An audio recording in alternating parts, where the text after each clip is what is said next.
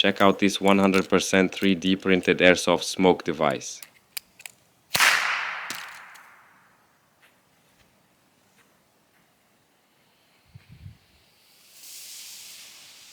Don't mind the weak smoke here, I'm just using a cheap demo mix for testing.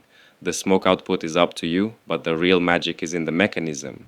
This V2 is incredibly reliable and runs on blanks. The best part?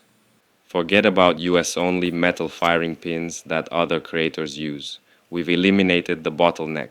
The secret? It's all in how this small metal ball bearing works. Everything else is 3D printed or found at your local hardware store. You can fill it with any high-performance smoke mix you like. It's built to handle it.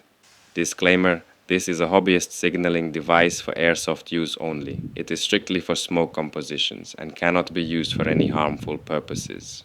Grab the STLs and assembly guides in my subscribers Telegram group.